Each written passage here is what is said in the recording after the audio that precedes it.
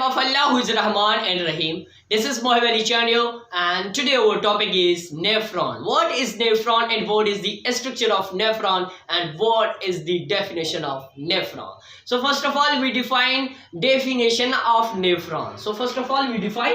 Definition of nephron. Nephron, it is the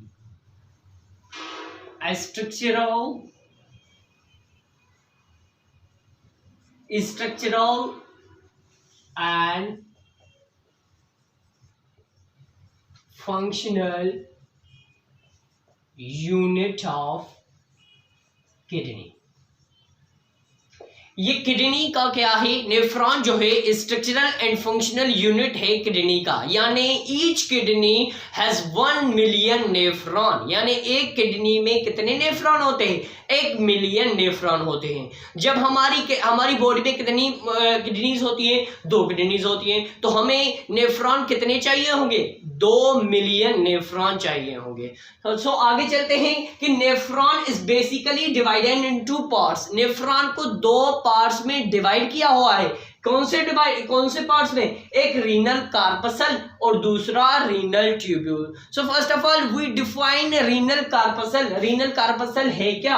renal corpuscle में पहले पे आता है बाउमेंस कैप्सूल। बाउमेंस कैप्सूल क्या है? It is the cup shaped structure. इसकी जो शेप होती है वो कौन सी होती है? Cup shaped structure. This is the structure of Bowman's capsule. Okay, so it is the cup shaped structure and its function is filtration. इसका फंक्शन क्या है? वो फिल्ट्रेशन करवाता है। ओके, ग्लोमेरुलस क्या है? Glomerulus it is a network of blood capillaries. ये जो है एक नेटवर्क है, यानी टफ्ट ऑफ कैपिलरीज, एक छग्गा है कैपिलरीज का। इट रिसीव, यानी जो ब्लड को रिसीव करता है, लेता है blood from afferent arteriole. Afferent arteriole से ये क्या करता है? ब्लड लेता है, यानी रिसीव करता है। उसके बाद आता है and drain through efferent arteriole. और बाहर कैसे निकालता है? इफरेंट आर्टरियोल के जरिए क्या करता है? इफरेंट आर्टरियोल के जरिए जो है वो ब्लड को ड्रेन आउट कराता है, यानी बाहर निकालता है। Efferent आर्टरियोल further divided in 2 parts. कौन से पार्ट्स में, कौन सी ब्रांचेस है इफरेंट आर्टरियोल के? एक होती है पेरिट्यूमिनल कैपिलरीज और दूसरा होता है वाजा रेक्टा। अब हम आएंगे पेरिट्यूमिनल कैपिलरीज हैं क्या असल में, और वाजा रेक्टा है क्या? So first of all peritubular capillaries जो होती हैं वो ब्लड सप्लाई करती हैं पीसीटी एंड डीसीटी, यानी प्रोक्सिमल कन्वोल्यूटेड ट्यूब्यूल और डीसीटी को ये क्या करती हैं? ब्लड सप्लाई करती हैं। और वाजा रेक्टा जो है, यानी इफरेंट आर्टरियोल से ब्लड लेकर कहाँ जाती हैं? लूप ऑफ हेनले, यानी यू शेप जो स्ट्रक्चर अब देख रहे हैं, this is the loop of Henley. Loop of Henley को ये क्या करती हैं? ब्लड सप्लाई करती हैं। ओके, उसके बाद आता है renal tubule. This is the second part of nephron. Okay, renal tubule consist of 3 parts. Renal tubule जो है वो 3 पार्ट्स पर मुश्तमिल है। एक होता है पीसीटी, जिसे हम प्रोक्सिमल कन्वोल्यूटेड ट्यूब्यूल कहते हैं, और दूसरा होता है एलओएच, यानी लूप ऑफ हेनले, और दूसरा होता है डीसीटी, यानी distal convoluted tubule. So first of all we define PCT. PCT है क्या? पीसीटी जो होता है वो रीएब्जॉर्प्शन करवाता है किसकी? वाटर की, अमाइनो एसिड, ग्लूकोज की। ये क्या करता है? रीएब्जॉर्प्शन करवाता है। अब हम इसकी डेफिनेशन लिखेंगे। Proximal convoluted tubule reabsorption of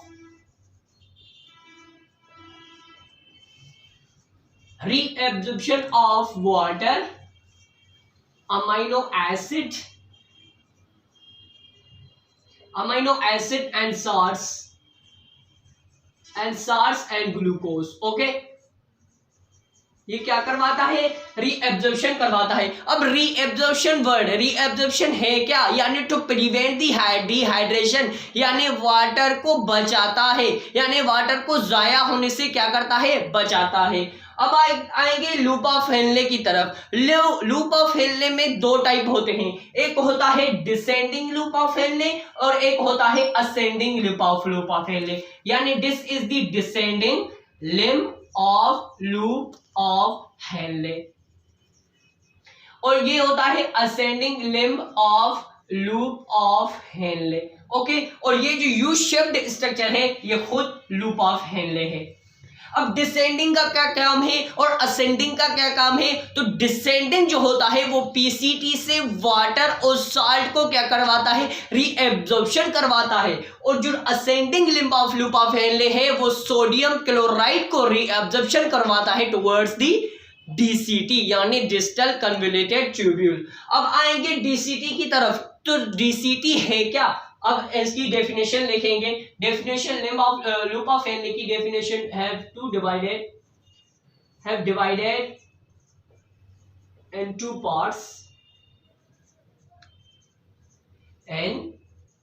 parts first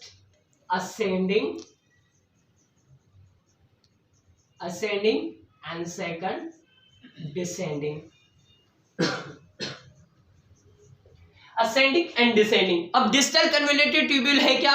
ये रीएब्जॉर्प्शन करवाता है किसकी? सारे जो अमीनो एसिड्स हैं, ग्लूकोज है, वाटर है और क्या है? सोडियम क्लोराइड है। इसकी क्या करवाता है? रीएब्जॉर्प्शन करवाता है, लेकिन under the action of different hormones, यानी डिफरेंट हार्मोन्स की मदद से ये क्या करवाता है? रीएब्जॉर्प्शन करवाता है। तो इसकी डेफिनेशन क्या होगी? Under the action of different hormones के जरिए ये रीएब्जॉर्प्शन करवाता है।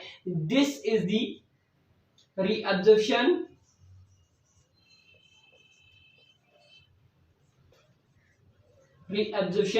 with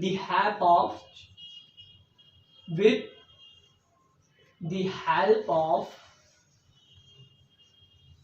different हार्मोन्स, यानी हार्मोन्स की मदद से ये क्या करवाता है? डिफरेंट जो रीएब्जॉर्प्शन है उसको क्या करवाता है? With the help of different hormones की वजह से ये क्या करवाता है? रीएब्जॉर्प्शन करवाता है। अब हम आएंगे इस स्ट्रक्चर की जानिब। ये स्ट्रक्चर जो है आप डार्ट्स की सूरत देख रहे हैं, ये जो ग्रीन डार्ट्स है इसको हम कहते हैं ग्लोमेरुलस, जो टफ्ट ऑफ कैपिलरीज है। ओके, ये है ग्लोमेरुलस। अब जो लार्ज डायामीटर देख रहे हैं ये है एफरंट आर्टरियोल। ओके, एफरंट आर्टरियोल का जो होता है वो लार्ज डायामीटर होता है, और ये है इफरंट आर्टरियोल, इफरंट आर्टरियोल। उसके बाद आता है जब जो बिल्लड या ग्लूकोज या अमीनो एसिड जब कन्वर्ट हो जाता है वो कहाँ जाता है? पीसीटी की तरफ, यानी इसको हम नाम देंगे पीसीटी यानी प्रॉक्सिमल कन्वोल्यूटेड ट्यूब्यूल की तरफ। उसके बाद आता है ये जो स्ट्रक्चर बनी हुई होती है उसे कहते हैं हम डीसीटी यानी डिस्टल कन्वोल्यूटेड ट्यूब्यूल। उसके बाद आता है जहां पर सारी चीजें जमा होती है उसे क्या कहते हैं? कॉमन कलेक्टिंग डक्ट यानी सीसीडी यानी कॉमन कलेक्टिंग डक्ट उसे कहते हैं। उम्मीद होगी आपको ये जो आज का लेक्चर था समझ में आया होगा। इंशाल्लाह next topic will be soon.